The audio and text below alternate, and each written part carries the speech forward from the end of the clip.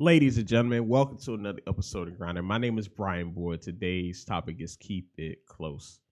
Before we dive to this episode, I'd love to thank everyone for tuning in, and I truly hope and pray that God will not only use this episode to empower you to fulfill your purpose and go after your dreams, but He will also give you the strength to be comfortable with who you are and to value yourself for what you truly have to offer to the world.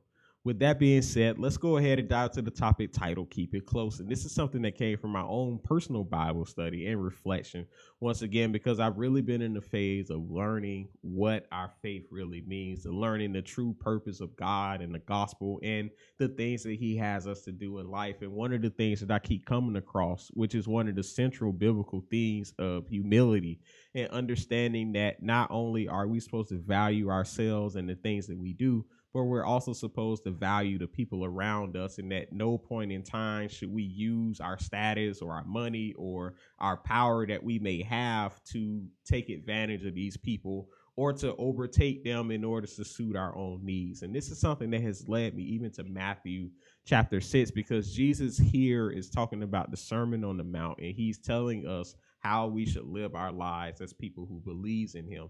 And one of the things that Jesus stresses, not only in this particular part of the Bible, but through the entire gospel, is the act of humility, of taking care of the poor, taking care of the people who may be in need. And while these people may not inherently need money all the time, they may need something that we can provide for them. And when we do these things, we should do our best to not take advantage of the situation and to seek our own pride and to seek our own glory by helping these particular people. And that brings us right here to Matthew chapter 6, verses 3-4, because in this we learn how to do and how to help other people and how to always have the right intentions. And I believe that as a whole in life, understanding and having these intentions not only opens us up to the gifts and the rewards that we get from God, but it also opens up our heart and shows us how to be truly generous people in no matter the things that we do. And this is important not only for our personal walks and our families, but also for our community and our world as a whole, because the more that we learn how to be generous, the more that we learn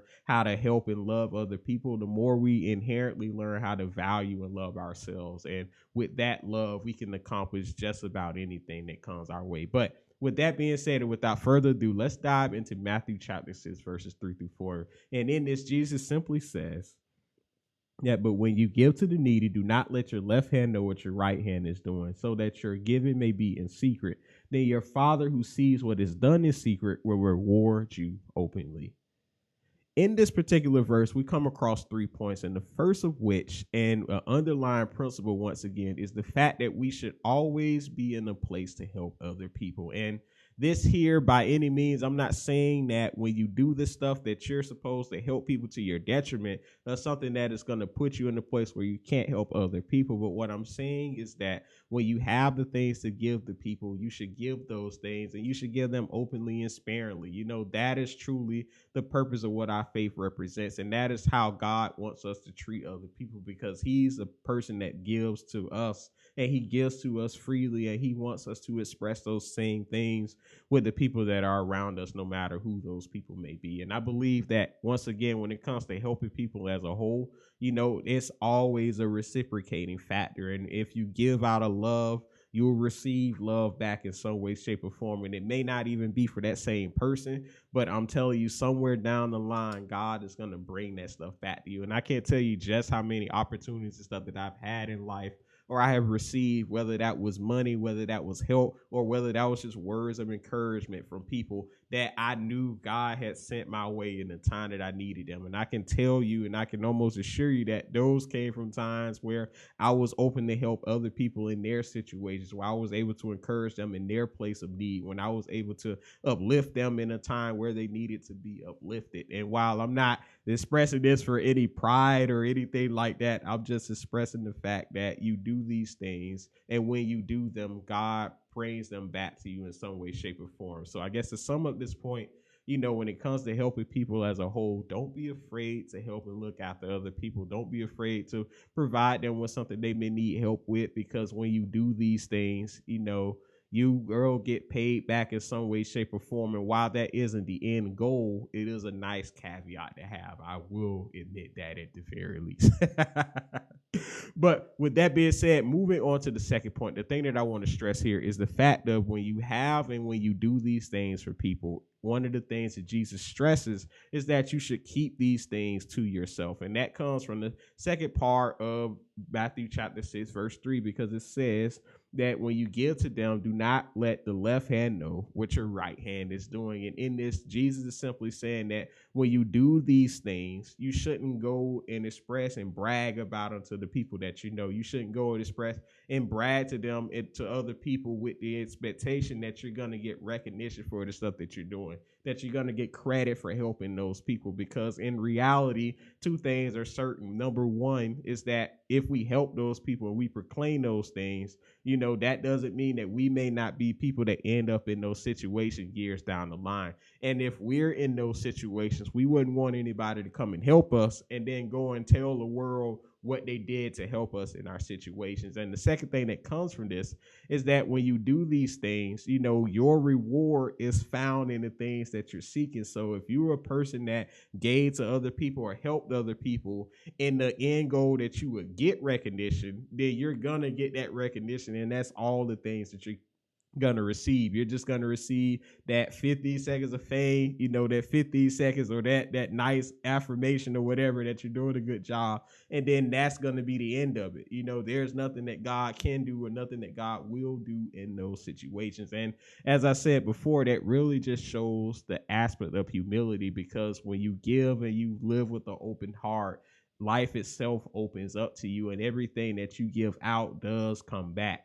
That's what the Bible says once again about reaping and sowing, because if whatever you put out there in the world, whatever you give is the stuff that you're going to receive in abundance. So for instance, even taking it to a physical aspect, if I plant an apple seed, I'm going to one day get an apple tree if it grows. If I plant an orange seed, it's going to produce an orange tree. If I push a grape seed, it's going to turn into a grapevine.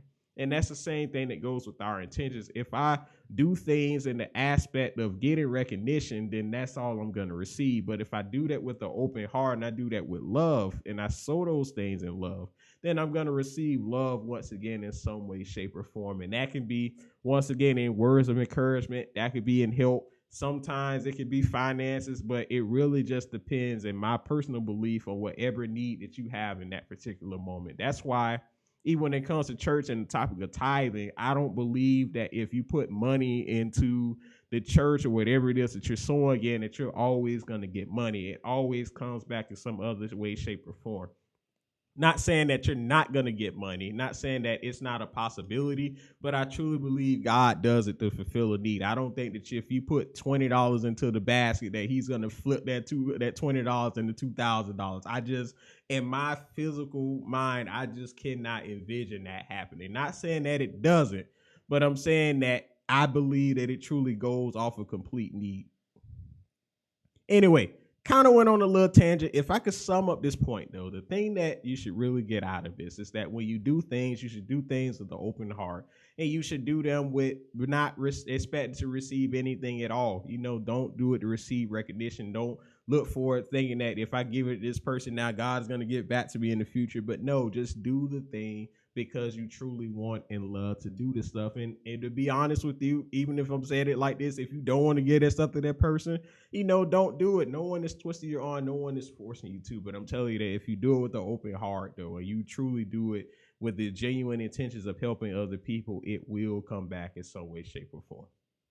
Moving forward, though, the third thing that I want to stress here is that when you do these things, you will be rewarded openly. And that comes from Matthew chapter 6, verse 4. And it says that so that your giving may be in secret, then your Father who sees what is done in secret will reward you openly. And when I think about this, I think about when it comes to our world as a whole, because there are a lot of things that we do behind closed doors, late at night, where we're working on our dreams, we're working on our business, we're working on things that have not seen to take place and seem to happen for us yet. And then one day, out of a sudden, out of all the blue, all of those thousands of hours we spent, all that hard work, sweat, and tears that we poured into our dreams, we poured into our goals, blows up and then the rest of the world sees it. And when I see it like this, I think about even when it comes back to giving, because when you do these things and you do them privately, God always brings them out into the open for other people to see in some way, shape, or form. And like I said, once again, that can come from opportunities,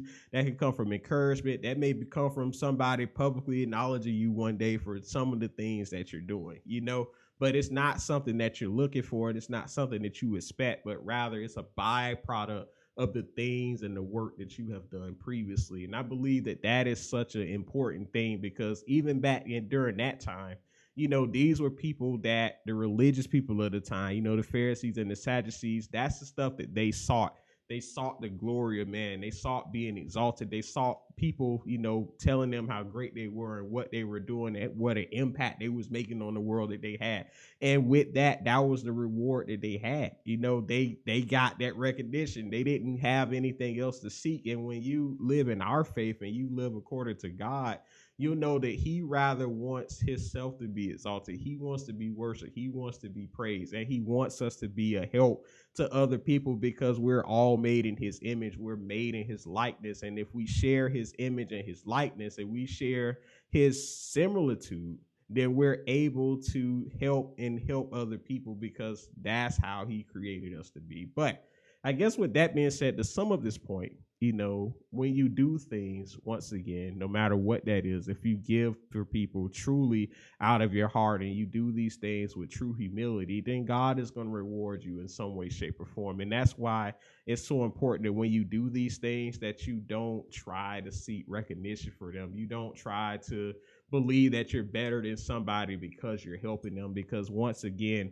there may be a place one day where you may be in a situation where you need help, and somebody may come along and help you, but then they may also be the same person that go and take credit for helping you. They may go and tell the world how good they are because they went and helped you. And I can tell you, being in a similar situation at so many points in time, it is not a good feeling to be on that end of it, to have people literally say that they did and helped you with something, when the reality of it is that that's something that they just could have kept in themselves. I'm just being honest with you. No one likes to be put down, especially in those situations. Not that you don't appreciate the help, not that you're not thankful for them, but they truly make it and try to put you down as a person, like they wouldn't be where they are today if I didn't help them. They wouldn't have what they have if I didn't tell them to do what they did.